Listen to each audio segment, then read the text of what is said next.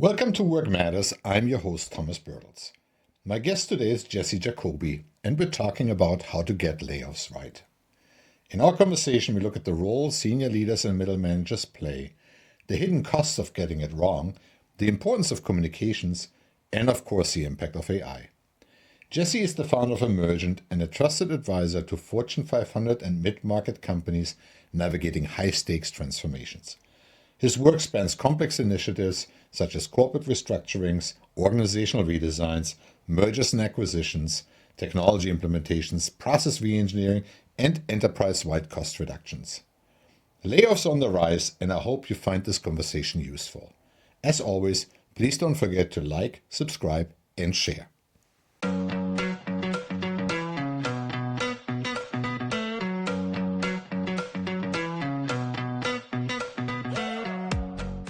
Jesse Jacoby, welcome to the Work Matters podcast.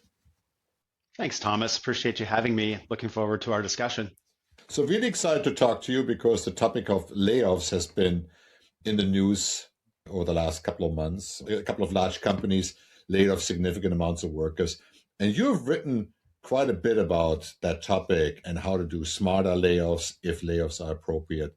For readers that are not familiar with your work, I highly encourage them to check out your newsletter. We're going to put a link to that into the show notes. Tell us a little bit about your work, what you're involved in these days. I help Fortune 500 companies and large middle market companies as well navigate transformational change, and particularly around organizational restructuring and cost reduction, which I know we're going to talk about. Inevitably, cost reduction typically has headcount impact, layoff impact. And we've been in the trenches for many years. And what we've learned working with companies is that layoffs aren't just financial events, they're cultural inflection points that either strengthen or severely damage the organization's long-term health. One thing that struck me about your work is that you talk about the hidden costs of layoffs. So in your view, what are some of those hidden costs? Organizations by nature focus on results, usually quarterly, sometimes annually, meeting the numbers, but they often fail to account for the hidden costs, such as increase in hiring and retraining, which I think is well documented, but also productivity hits, morale hits, innovation reduction, reputational damage. There are a number of, I'll call them categories of hidden costs, and often these surprise the organization, and they're not typically accounted for very well. Well, one thing I see is that most leaders try to avoid layoffs because, to your point, there's significant hidden costs. So what are some things that people can do before resorting to a large-scale layoff as demand slows down, as the results are maybe not what they're looking for? What are some maybe less dramatic steps people can take? Yeah, if you want to avoid the hit to morale and engagement, the productivity loss, the reputational damage, hits to innovation, the rehiring, retraining, there are some things you can do as a company, a large enterprise, that are not layoffs, but could potentially yield you some of the results that you're after. And these include looking into job sharing programs, reducing office hours, i.e. furloughs, voluntary separation packages, temporary leave is another creative option, retraining initiatives, and internal redeployment, just moving folks around and getting some savings through that method. I guess one other way people could do it is just to leverage attrition as the business or the economy slows down to not refill jobs. Is that a viable strategy? I should have mentioned that one. That's actually a really good strategy that's pre-layoff or an alternative to layoff, which is to let the natural attrition play out, whether it's 20, 30% annually, whatever is typical for that organization. Just freeze the hiring and let the folks attrit. And sometimes that can get you where you need to go in terms of cost savings. Okay, but let's say we're in a situation where we haven't done that. We're not proactive. So now we got to make the numbers. We got to lay off people. What are some ways that leaders can mitigate the negative consequences? Yeah, well, there's a role for leaders to play, certainly if they're going to go down the path of layoffs. There's also a role for middle managers to play as well. And I know we'll probably dig into that one, but to your point around the senior leaders, it's important for them to be aware of this strategic myopia, let's call it, which is a focus purely on the numbers And whether that's quarterly again, maybe even for the year, research shows that many transformation initiatives fail, the layoffs specifically, without proper focus on the people. As leaders, they need to be aware that there's a communication strategy and narrative around what they're doing. They need to own that narrative and be able to articulate it. And town halls and broadcast communications aren't enough when it comes to this type of activity. Leaders need to show up personally, skip level meetings, ask me anything, direct engagement with their people, which is difficult because inevitably they're in a sticky situation where they're having to answer very provocative and pointed questions. But that transparency, that authenticity is very important. And obviously, coming back to the narrative, being on the same page as a leadership team, we can't have multiple narratives. So everyone needs to be dialed in on what we're doing, why we're doing it, what happens if we don't do it, and what's next. Those are a few things that leaders really need to focus on right out of the gate if they're going to go down the layoff path. What about the middle managers? Because those, at the end of the day, take the brunt of this because the people are gone, the work's still there. What are some strategies that might help middle managers avoid suffering the negative consequences? Yeah, I mean, they're really the linchpin. They deliver the news and they support the survivors, the folks who aren't laid off but are left behind to maintain the performance and the organization. And middle managers are critical, to your point. They're facing an impossible burden in some ways. They have to deliver bad news because they're typically having to communicate directly to their direct reports, the impacts. They're also having to maintain team morale during this. They're having to absorb the additional workload among the remaining team members, like figure out where the work goes. Rarely does the work just disappear. There's a trifecta right there that falls on the shoulders of the middle managers. And most organizations have zero training for this type of thing for their middle managers. They do try to provide them support and guidance, but often it's haphazard, it's rushed. And so the middle managers are ill prepared for this type of work. We're there to help as consultants, but it's often a gap and it's not always accounted for properly. Ideally, we'd love to see the middle managers, enough time spent with them, preparing them, giving them some coaching and training on how to navigate this situation, talking to their people and how to communicate with empathy to the impacted employees, how to engage the remaining team members to keep the morale high. All of this is part of the critical role of that middle management layer. And of course, it ties back to the senior leaders who need to allow the time and space for this preparation to happen with the middle managers. Yeah, that I think brings up an interesting point because we talked about like the negative longer term ramifications of this. Like you maybe initially get like a little bump in the stock price, but then over time, productivity goes down, engagement drops.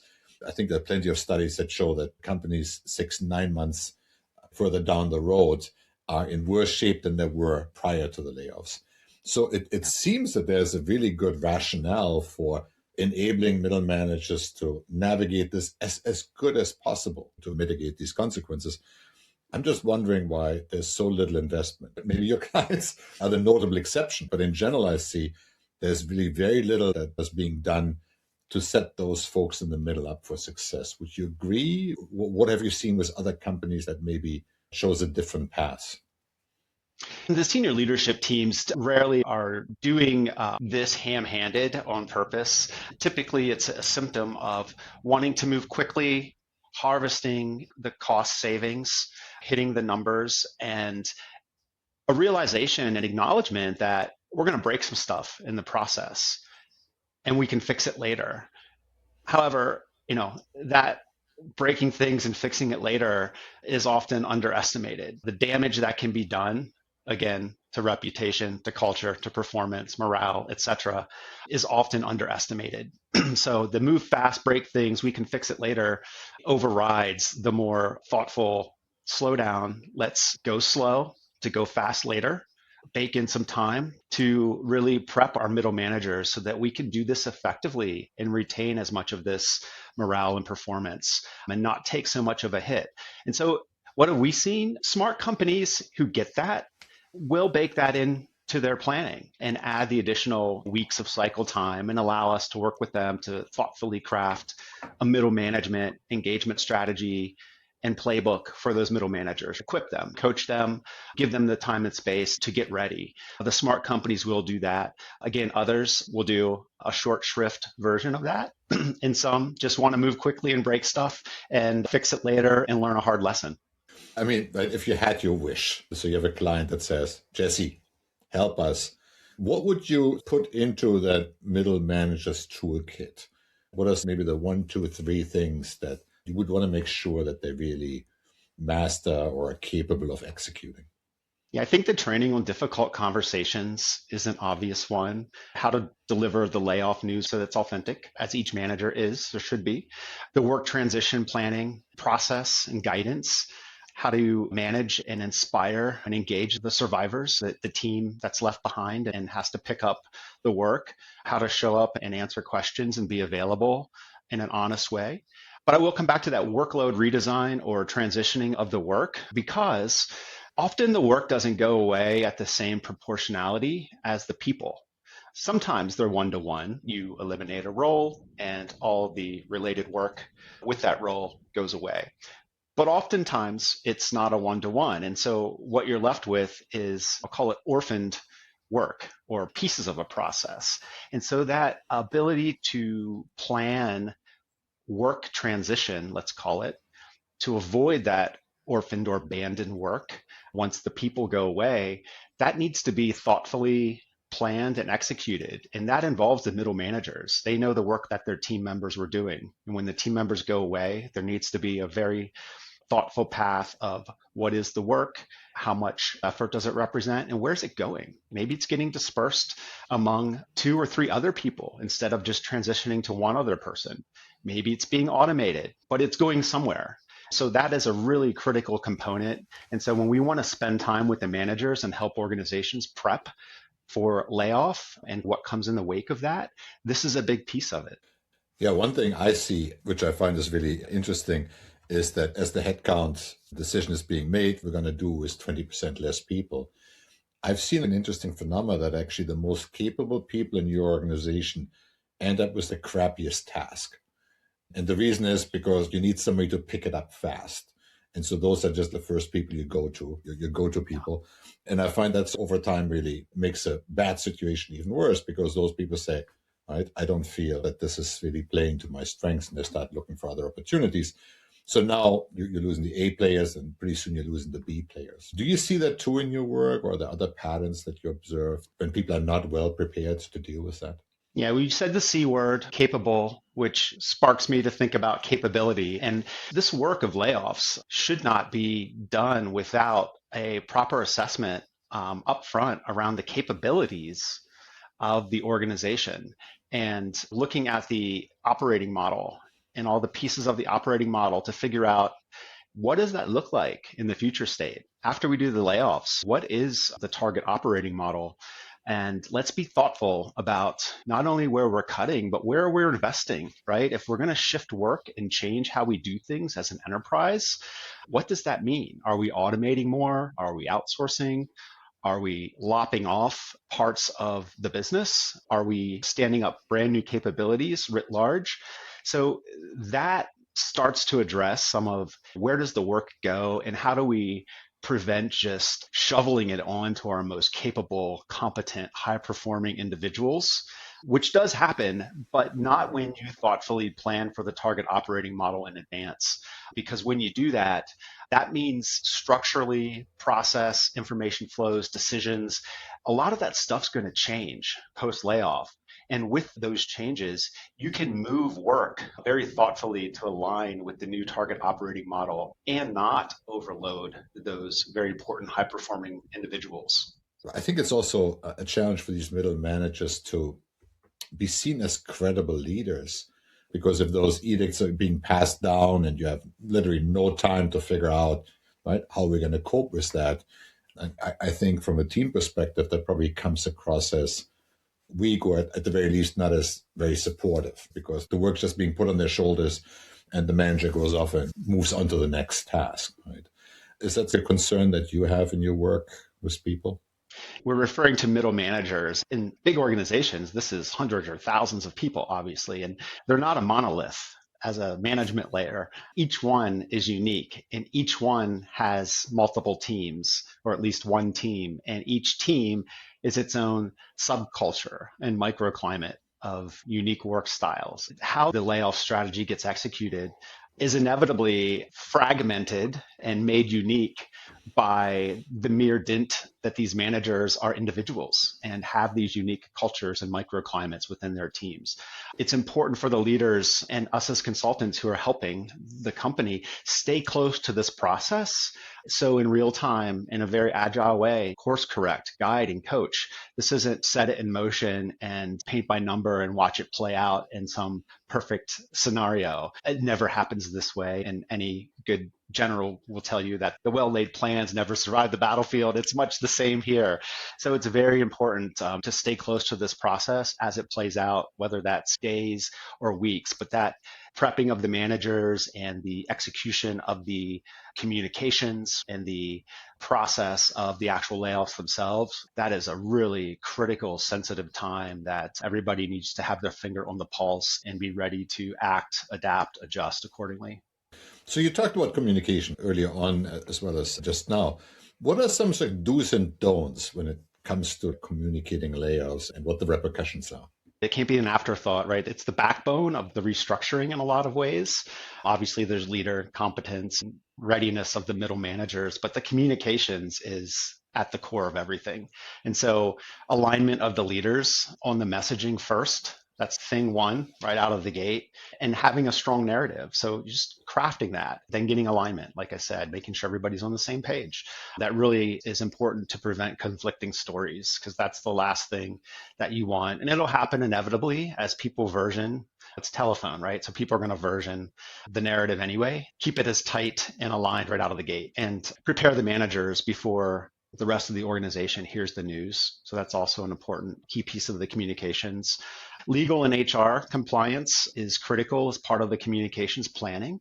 The WARN Act dictates how layoffs need to be communicated with how much lead time and specific protocols. So it's important to follow that. If there are unionized pieces of the workforce, very important consideration again from a legal HR compliance perspective when it comes to comms. And one thing that we tell our clients is that no longer, and it's been this way for a while, but no longer is there such a thing as internal versus external communications. So when you're communicating what you're saying, just assume it's going to be visible to the world. And so all the more reason to be prepared and handle carefully the planning, because information leaks, it's just inevitable. And then when it's time to announce the layoffs, never on a Friday. We tell clients that all the time, and never by email or asynchronous communications. It needs to be live. It needs to be personal. It needs to be face to face. And this counts as face to face too. Not ideal, but practically speaking, this day and age, sometimes this is how it has to be with remote workers. But yeah, you need to allow people time to process and give them the information in a real, authentic human way. So face to face, followed by a written summary. So it's important to sort of codify what's being communicated in a formal written way. And message consistency, again, all levels adapted for each audience, I think is key. The last 2 years, everybody has been talking about AI, and some more AI, right? And clearly, some companies are taking notice and laying off people, whether that is in anticipation of AI productivity gains or because they achieved AI productivity gains, so they don't need as many people. I think the jury is still out on some of those. Is AI going to continue to be a factor in large-scale layoffs? Do you see that abating at some point in time? Do you think it's just a momentary phenomena where people just seize the opportunity to cut the fat that they wanted to cut for a long time? What's your perspective? Yeah, I think it might be closer to what you just said there last, which at least this past year or so, it's important to not conflate and to tease apart a few things. There's AI-driven transformation. There's market-driven cost reduction forces at play, and there's just a need for strategic realignment at a lot of companies. And it happens inevitably as companies grow. And so I think a lot of this has been conflated over the past year or so. And whether it's the companies using AI as a ruse or the press just running amok with the AI narrative, A lot of this is seemingly or apparently AI driven downsizing, when in reality, these companies became bloated and overhired. During COVID, they needed to do realignment anyway. There's lots of other market forces at play that are necessitating them to restructure and lay off. And so AI is being used as an excuse in a lot of cases. Now, having said that, getting back to your question, what role does AI play going forward? Yeah, it's not just changing how jobs are created or destroyed. It's really changing workforce planning as a whole. And it has a role to play in this work. It can help with the analysis of where do we need to build capabilities. The AI as a tool can really find hidden opportunities in the organization, looking at disparate data and figuring out we have a capability gap here that we could close with some modest investment. Or these are the real parts of the organization that decision making is stagnant, or we've got too many layers, or there's just the processes need to be overhauled. AI can help with all of that analysis as a tool to enable a lot of this restructuring work and layoff planning. The AI as a tool is really powerful as a consultant using it to help clients, as clients using it themselves to analyze their enterprise. So that's one lens through which we can look at the AI. I'll call that an opportunity. And then when it comes to AI disrupting or displacing people, I have a perspective that AI is a productivity enhancer. It is a tool. Now, can it take away some of the work that employees do? Absolutely. In a lot of cases, it'll take away the lower level work, the mundane work, the repetitive work, so that employees can focus on higher value activities, which they want to do anyway, which would lead to higher morale and better performance and so forth and so on. So we are looking at AI as a partner. So human and machine partnership. How does that work? How do we make sure that every role in the organization knows how to leverage AI within the boundaries and the guidelines and the privacy restrictions, right? So within the bounds of the enterprise, everybody can use AI to make their role more productive. We as consultants help clients figure that out. So we're not replacing people per se, but figuring out where there's efficiencies, productivity gains, where AI can be leveraged to really help energize a role, a team, a function, a capability. It's not so much about displacing people. That'll happen as a byproduct with restructuring the enterprise, but AI directly replacing people is not something we advocate, and it's not something I really see as a direct threat. All right, there's hope for the humans in the enterprise. Layoffs are difficult. It's not something most people like to do, with some notable exceptions. But have you seen any company do it really well? I can think of a particular industrials client of ours. They really took the time to invest in the middle manager preparation. Again, that's huge. Planning and strategizing, restructuring that involves layoffs, taking the time to get that right. And they did that.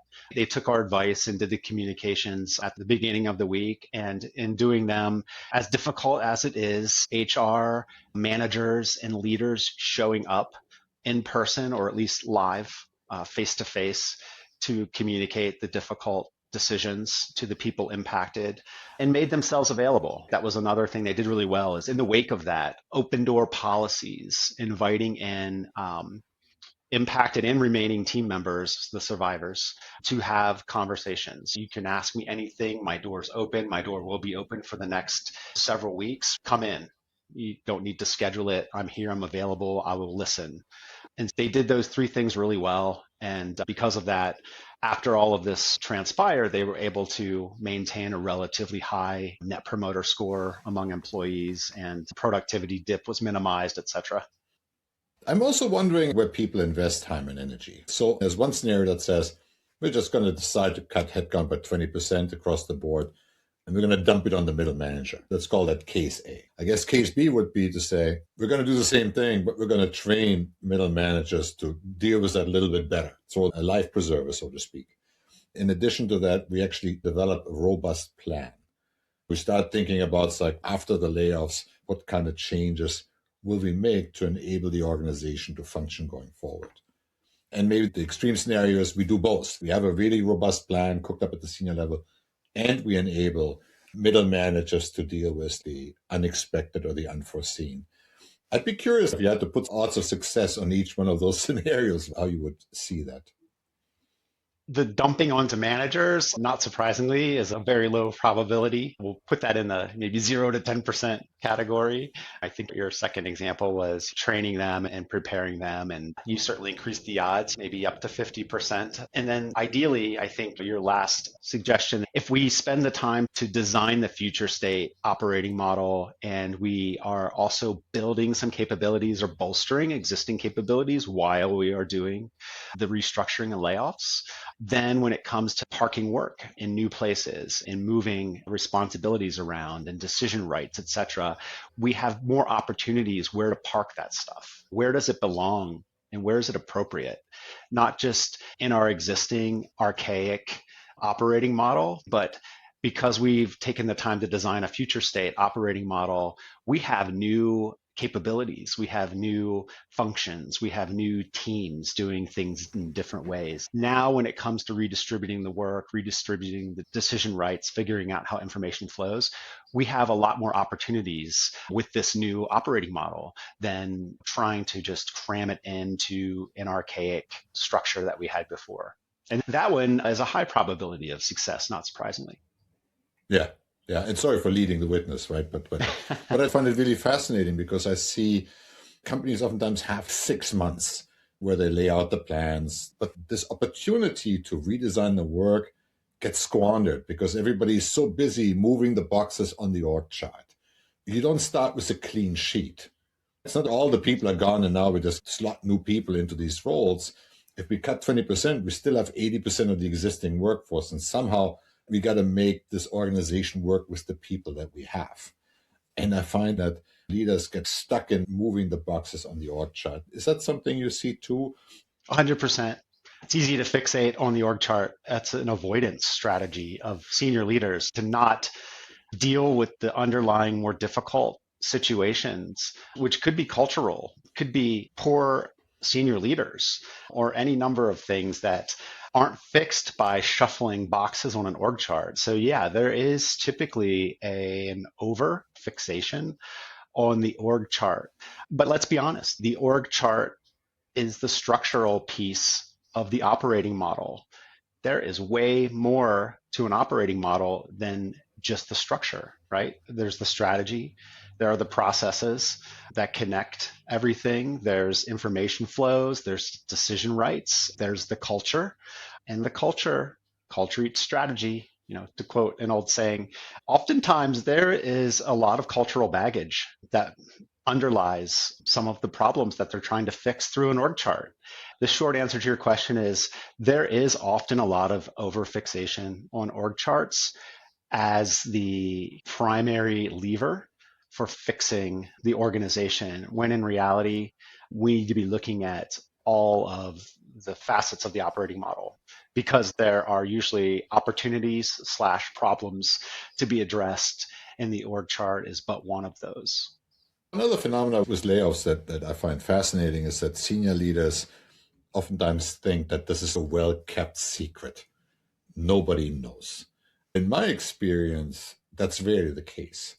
Employees know that something is up. They just don't know when the shoe is going to drop. Am I wrong? What do you see? Is this something that actually companies can keep under wraps until the big announcement comes? Sometimes. It depends how it's handled. Employees are smart, they're savvy, many of them are emotionally intelligent and can read the tea leaves. And if this strategy and planning process takes too long and involves too many people, there will be leaks. And so you can just anticipate and plan for leaks. And again, I mentioned this artificial internal versus external communications. This is something to be very mindful of during the planning and execution of a layoff. Assume everybody in the world is going to know about what you're doing. And so keeping the planning process tight is part of addressing that. It's one of the watch outs, right? Typically, there's some sense in the air that people as a whole often know that something's afoot. They might not know the magnitude and specifically which functions and teams are going to be impacted, but there's been some precursor, some bellwether events that typically precede this. People aren't dumb, and so they can anticipate something coming, just not knowing the size and shape and exact timing and impact on them specifically. But yeah, there's typically something in the air. Listen, Jesse, really appreciate you sharing your expertise with us. If people want to know more about what you do, how you could help their organization post layoff, where should they go? How can they learn more about your work? Emergentconsultants.com is our company site. And you're more than welcome to find me and connect with me on LinkedIn as well, Jesse Jacoby. Excellent. So we'll put that into the show notes to make it easy for people to reach out to you. But really appreciate you sharing your experience. You have a really interesting offering in a time like this. I'm sure there's a demand coming from this, as unfortunate as that is. But I 100% agree that we better equip mid-level managers with the tools to get through this time as good as possible, because the downstream costs are really significant. Thank you so much for coming on the show. Thank you, Thomas. It's been a pleasure. We hope you enjoyed this discussion. If you did, be sure to subscribe, like, share, or comment. Until next time, let's make work matter.